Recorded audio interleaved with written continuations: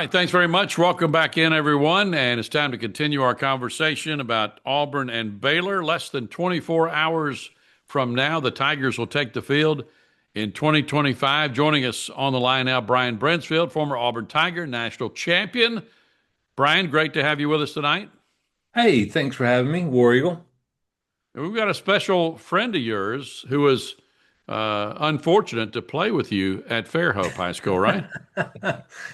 Yeah, Dave is. This is Dave Fulford. Dave is one of my teammates from Fairhope, and Dave is the reason I wore number 62 at Auburn. I wanted 56. Another Fairhope graduate who played with me at Auburn, Daryl Crawford, was already there at Auburn and wearing 56. And Daryl was bigger than I was, so he said, "You can't have it." And I said, "Yes, sir." But 62 was available, and I, growing up on the Eastern Shore, we only had one high school at the time. But we had different middle schools. So Dave and I played against each other. Dave was at Fairhope Middle, and I was at Daphne Middle, and I was a quarterback back then. And Dave used to hate on me, but I grew up admiring and still do admire this man, and he was the reason I chose 62 to play at Auburn. And but Dave's a coach at Fairhope, coaches the throwers at Fairhope for the track and field, and is probably one of my best friends, if not my best friend in the world. So huge Auburn fan, knows a lot more than I do, and I'm thankful that he's here and on the show with us. I guess Dave's number was 62. He was. Is that what it was? Okay. Yeah. So, Dave, welcome to the show, and great to have you with us to talk some Auburn football tonight. Well, thank you, Doug. I've always heard you on the radio. Finally get to meet you in person and talk with you on the radio. Yeah, we had breakfast for about 2.5 hours one day, I think. That's right.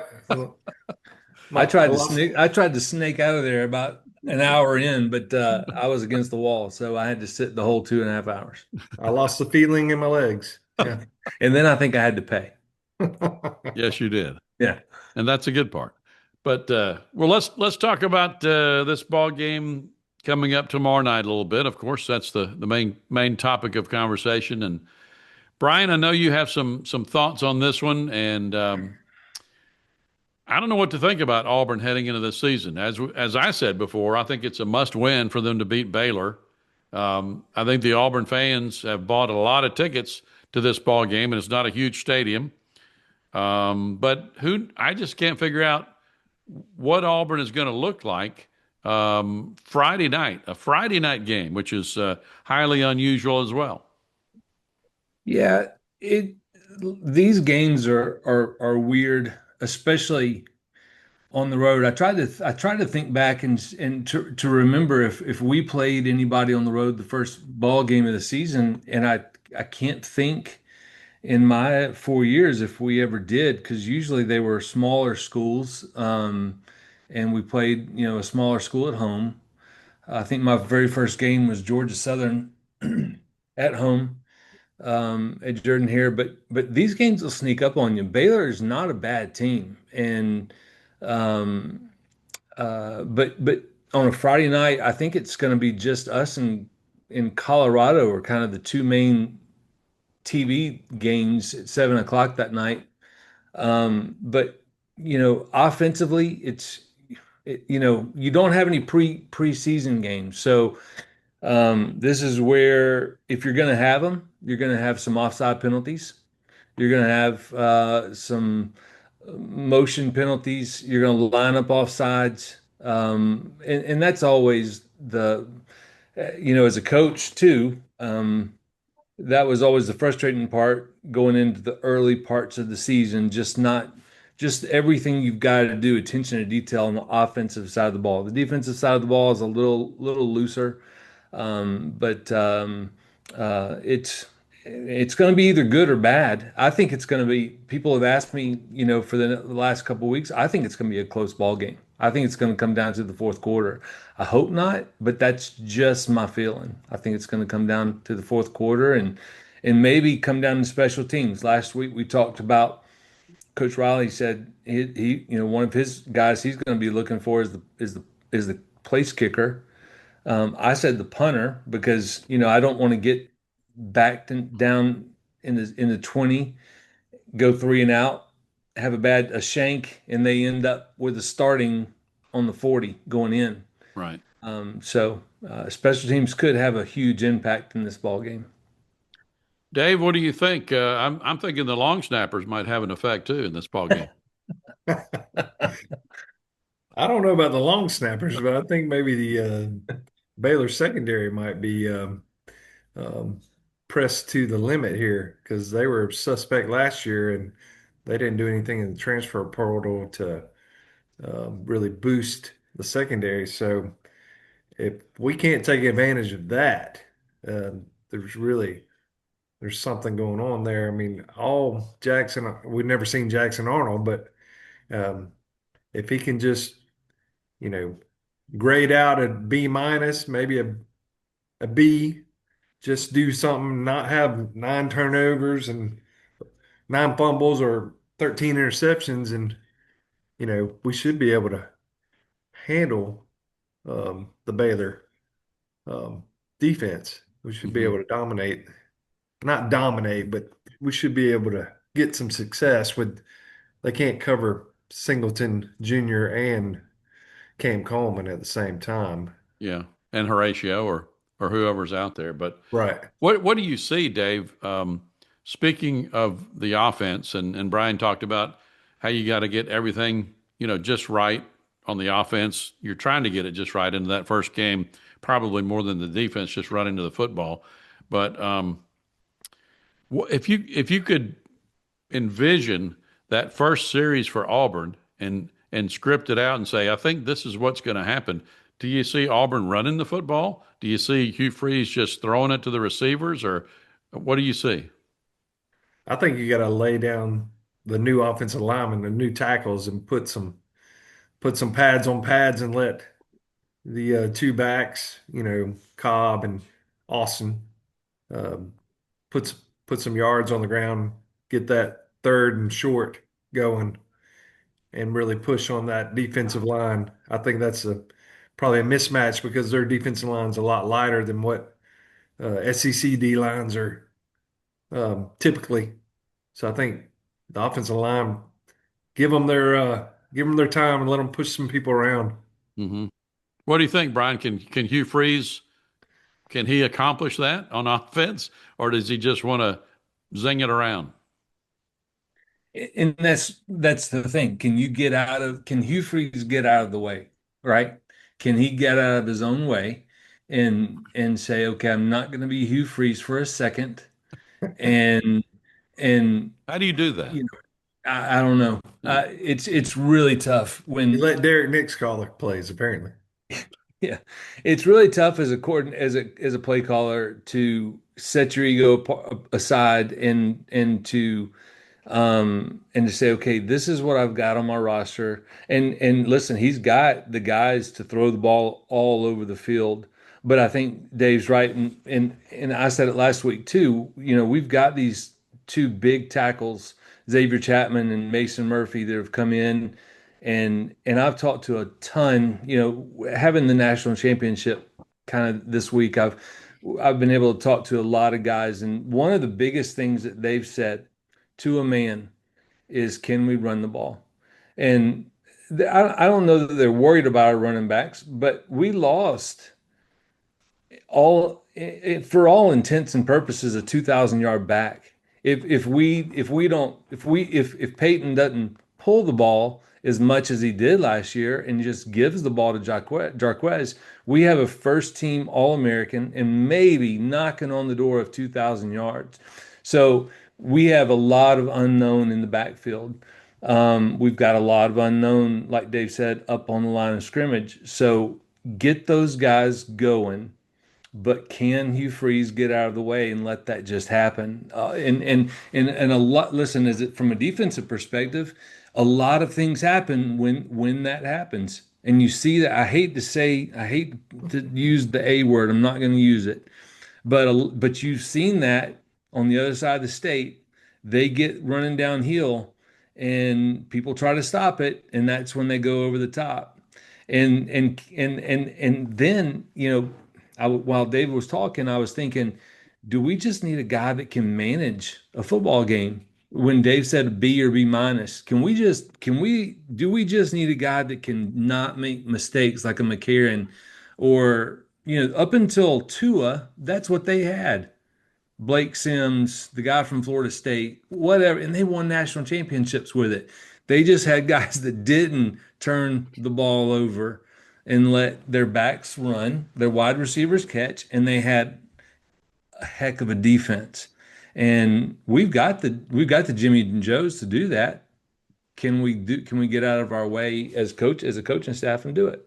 And If and we they can, also they probably also had five stars across the offensive line and defensive line, and they probably had a better supporting cast than we they did. had 5 stars in their training room. Their cafeteria workers were 5 stars. Yeah. So, yeah. And when you say that, the thing that pops in my head is, is that Jackson Arnold, or does he have that personality, or is he more a go for it type guy? Because we've talked about this before, but Hugh Freeze saying he was getting a little greedy, maybe on the RPOs in practice, and when I think of last year, I see Jackson Arnold. What happened at Oklahoma, the Tennessee game? He threw 3 interceptions, and that was pretty much it for him there. So, um, it's going to be interesting to see, Dave. What do we let Jackson Arnold go for in this ball game? How important is it to turn him loose, or do we need to turn him loose here? Well, you got to kind of get a feel of what he's going to do, because when you go back last season, I went back to the Alabama game, watched him run all over the defense. I mean, he pretty much won the game with his feet, and so well, he didn't have the supporting cast, he didn't have the offensive lineman, he didn't have the wide receivers, so he had to do it all on his feet. So I think confidence wise, that's where he knows his bread and butter is, and now he's got to reaccommodate to, hey, I got an offensive line. Hey, I got receivers. I don't have to take off and run early. And but last year with Thorne, or yeah, or the best game with Thorne was when he was running, on with his legs against Georgia. I mean, they were in the game at home until the very last drive, beating Georgia until all of a sudden they found their tight end. Yeah. But Thorne was keeping them in the game with his legs. The Yeah. problem was we didn't know when Thorne was going to run. Right.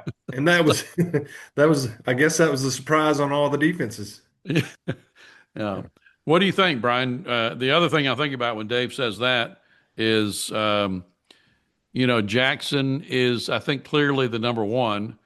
We have a little bit of youth, a little bit of question mark at the number 2, 3 spot. So, can we turn Jackson loose and let him run whenever he wants to? Well, it's a maturation process too. Hopefully, he's a year older. He's a year smarter, and he takes some of those games and said the games where he got benched, and he says, "Okay, I don't do that again." Maybe, like Coach Riley said last week, he gets some of this greediness out in practice, and maybe, hopefully, good coaches have hard discussions with players sometimes. Hopefully, he and Coach Freeze and whoever else have these hard discussions, and they say, all right, let's just not mess up. And that means not be greedy. You'll get your time. You'll have your time. And your time may come the next 2 weeks against a lesser opponent in your stadium, a Ball State, a South Alabama in your stadium, where we can turn you loose a little bit, but I don't think Friday night's the time to turn you loose. Yeah. Visiting with That's the Brian. discussion that I would have, but Auburn hadn't paid me any money to have that discussion and hadn't asked me to have that discussion. But Even I've after had, the national championship. but I have a national championship. But I've had that discussion with players before, and it's not a fun discussion, but sometimes you have to have them for the betterment of the team. Yeah. visiting with Well, Brian Brinsfield and Dave Fulford for a couple more minutes here. And guys, before time gets away, I want to get your thoughts on a couple of games around the country this week. We have Texas and Ohio State playing Saturday, and Alabama visiting Florida State as well. Dave, any thoughts on those two? I guess the two biggest ball games of the weekend outside of Auburn for us. yeah, the only problem I have with I've been having this problem all preseason is the uh, the Manning, at Texas. Arch. They've got him on top of the mountain, before he's ever played, and I don't want to be skeptical, but we've never really seen. I mean, he's going against Ohio State. This is not, you know, Mississippi State in the fourth quarter coming in and playing kind of deal. So, and they have him preseason, SEC #1 team quarterback, and I'm like, until I see it, I can't jump on the wagon. Yeah, I agree. I don't wish him anything bad, but I just hadn't seen it yet. So that's going to be everybody's going to be watching him, and the pressure on that kid has got to be enormous, you know. I would think so. Yeah. And then Florida State and Alabama, there's always the Gus factor there. Gus is going to have something tooled up that they're not expecting. He's going to have something. He's going to have a little trick in his bag for Yeah. He's going to be pointing that finger at the ground, Brian. What do you think? That's right. Let's go. Let's go. Let's go. him. Yeah, I'll just go ahead and say I think Ohio State up in Ohio State will probably beat Texas. Sark has so much trouble in big games, and Ohio State is. I'd like Texas to win, but I think Ohio State will win. I do think Alabama will win. I don't want them to, but I think they will beat Florida State. I'd like to see Gus have some success. I'm interested to see the LSU Clemson. It's 9-4. It's a kind of a good game out That's there. another good one. It's at Clemson. I don't see. I see Clemson beating them. LSU's coach just doesn't do much for me, and really never has, especially in opening ball games. And then there's another one, they play on Sunday, Notre Dame against Miami, and two kind of unknowns. They both lost their quarterbacks last year, and I'm gonna go against the grain and probably pick Notre Dame. They're ranked sixth, I think, in Miami 10th, but they're playing in Miami. But I'm gonna take the Fighting Irish on that one. Those should be two good ones as well. I would think Clemson is playing at home, right? So They are. maybe they have a little edge there, and Miami as well. But we'll see what happens. Yep.